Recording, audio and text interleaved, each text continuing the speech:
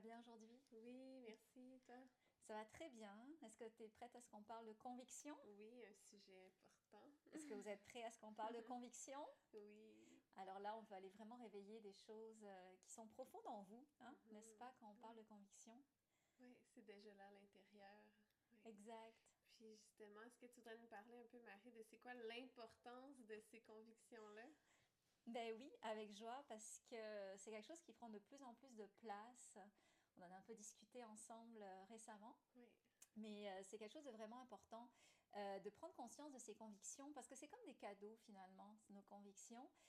Une conviction, c'est quelque chose qu'on sait, puis que même si on est la reine du doute, je pense que je m'inclus là-dedans, de toujours douter, ben, il y a quand même quelque chose qui est clair, limpide, évident, et qui fait qu'on ne le remet pas en cause.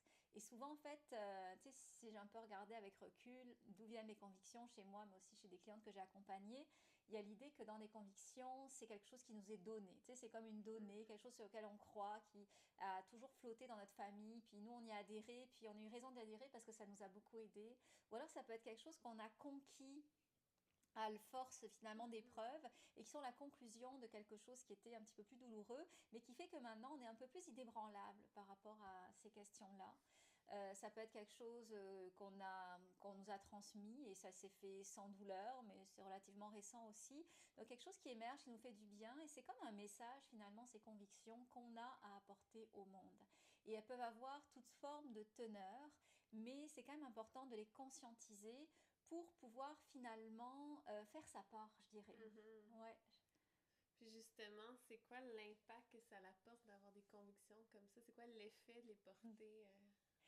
Euh, je pense qu'en fait, si on revient un tout petit peu en amont, tu sais, avant de parler d'impact ou autre, il y a peut-être l'idée que ces convictions, ça risque à certains moments de nous amener à être un tout petit peu rebelle. Je ne sais pas si tu es d'accord avec ça, mais Oui. ça se peut que on puisse aller détonner par rapport à certaines choses.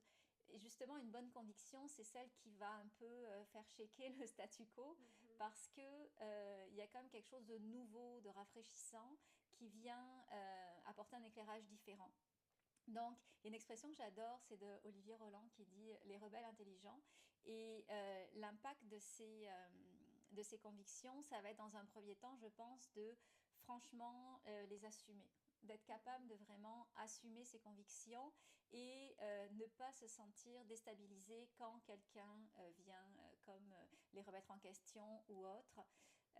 Moi, pendant longtemps, j'ai eu des convictions qui étaient peut-être un petit peu plus douces, un petit peu plus terne, tu sais, comme pendant très très longtemps, mais pas terne, c'est pas gentil ce que je dis terne, c'était pas des Hmm. convictions ternes, mais c'est des convictions qui polarisaient moins peut-être. Parce Ok. que pendant des années, moi, ma reconquête, ça a été de voir que finalement, le gros de notre potentiel se situe à l'intérieur de nous et c'est en travaillant sur nos Mhm. ressources, en pleine conscience, qu'on peut finalement faire exactement ce qu'on souhaite faire, tu sais, conquérir le monde comme vivre une vie douce ou vraiment faire tout ce qu'on veut, mais à partir de nos ressources intérieures. Et tout ça, ça se fait évidemment à travers la pleine conscience ou autre. Donc c'est sûr que je chamboulais pas toujours le statu quo avec ce genre de convictions. Et ces convictions, évidemment, elles m'ont permis de créer de nombreuses marches dans Let It Be. Mais là, j'ai l'impression que qu'est-ce qui m'anime en ce moment, c'est des convictions qui sont un petit peu plus challengeantes pour certaines personnes, comme par exemple le fait que euh, je parle beaucoup de l'importance de ralentir.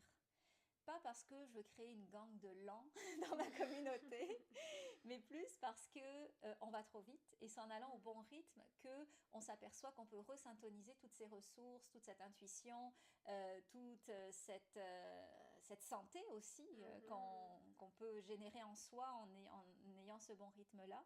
Et donc c'est vrai que surtout pour les entrepreneurs que j'accompagne, dans la formation de professeur de méditation, mais aussi plus largement, il y a comme vraiment un petit peu plus la revendication de l'importance de ralentir et je sens que c'est quelque chose qui a un tout petit peu plus de l'ordre de la révolution dans ma façon Mhm. de le présenter et donc ces convictions là à certains moments elles peuvent venir je pense bouleverser un peu le statu quo. Je sais que depuis que je me suis un petit peu plus assumée que je me sens peut-être un petit peu plus rebelle dans mon message, aussi dans les mots que je choisis, dans l'intensité que je mets pour les faire Mhm. vivre, ben, ça fait en sorte que il y a des gens qui se sentent dérangés, Moi aussi, je me sens comme...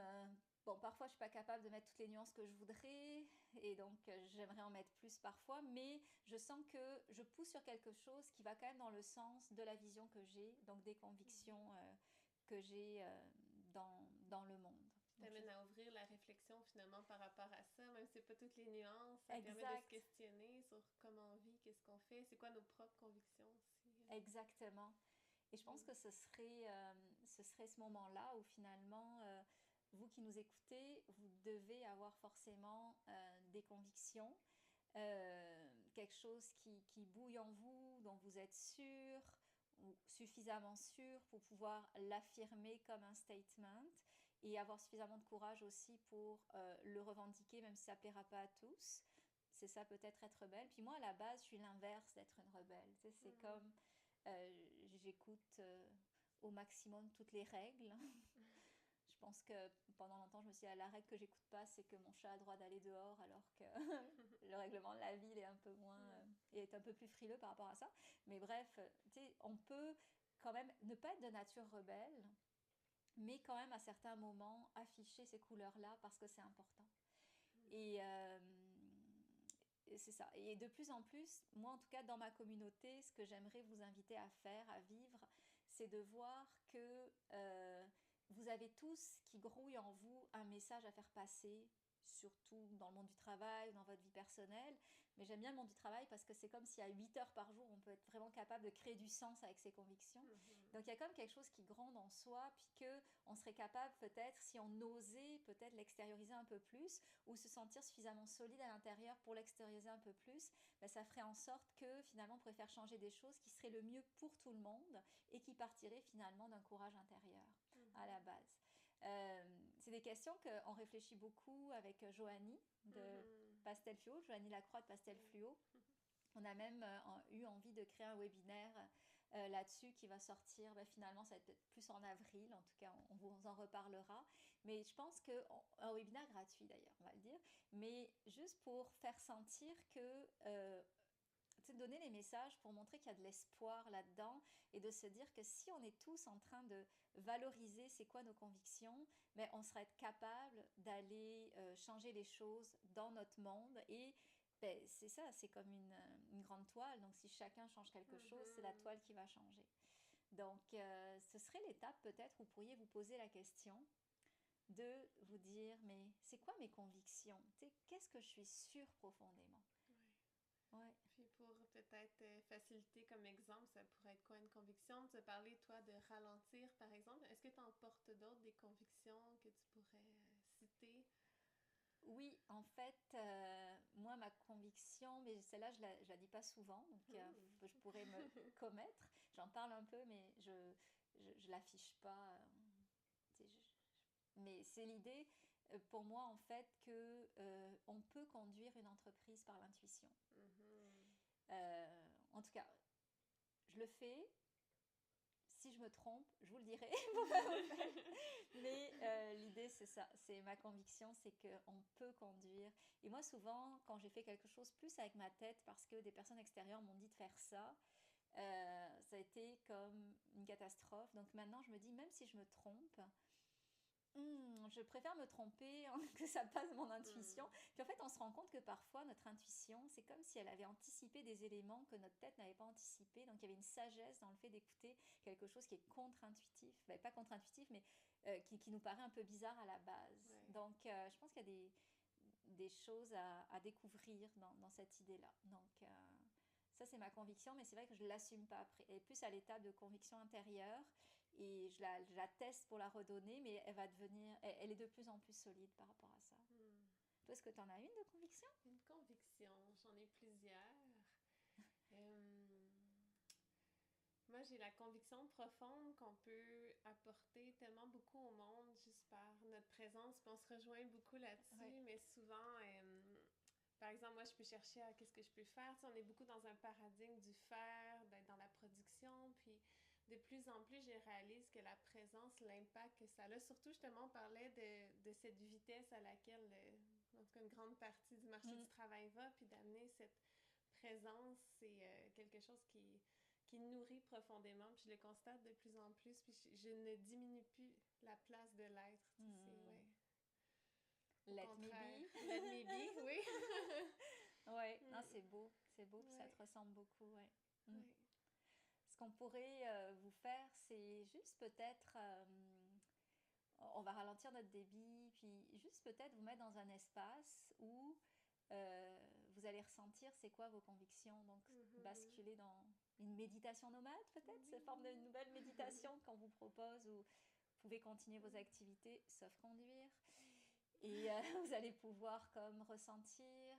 Donc on va vous mettre une musique bien cute au montage, mais voyez comment dans quels espaces vous vous situez quand vous contactez cette partie de vous qui doute moins, qui doute pas même. Sentez ces vérités qui émergent quand vous laissez de l'espace à ce qu'on appelle conviction, ce qu'on appelle évidence. Comment tout ça se manifeste pour vous?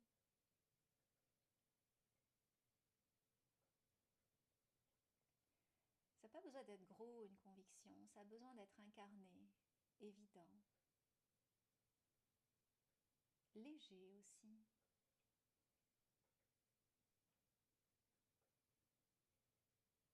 Sentez qu'est-ce qui monte. Ça peut être des souvenirs qui s'amalgament et qui vous donnent un peu une teneur de moment de votre vie où vous avez plus incarné cette conviction-là.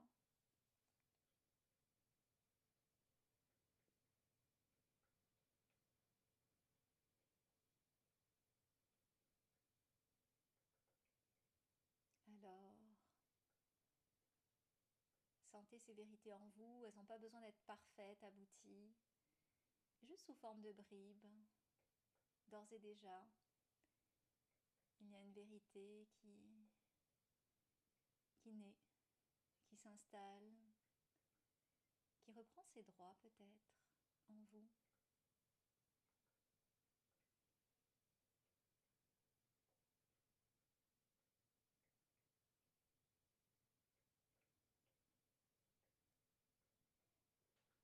Alors, je vous laisse là-dessus. N'hésitez pas à continuer de vous ouvrir à ces espaces-là qui peuvent vous parler justement de vos convictions, de ces espaces intérieurs. Et en même temps, ne gardez pas ça pour vous si vous avez envie de nous écrire, soit sur les réseaux sociaux, soit sur YouTube, parce qu'il y a la vidéo aussi de disponible, soit sur nos courriels. N'hésitez pas juste à nous partager qu'est-ce qui émerge justement de ces partages qu'on vous offre. Et moi, je m'engage à vous tenir au courant de la masterclass qui va sortir, de ce que j'ai appelé webinaire, mais en fait, c'est une masterclass gratuite sur ce qu'on a appelé le leadership d'impact, parce qu'il y a une grande place là-dedans à avoir une autre forme de leadership où on veut aider finalement, mais à partir de qui on est. Donc, je vous tiens au courant. Merci infiniment, Jessica. Merci, c'est tellement toujours plus facile quand tu es là pour parler. Merci d'être là à plus d'un niveau. Et alors, je vous souhaite une très belle journée. Bonne journée à tous. Bye.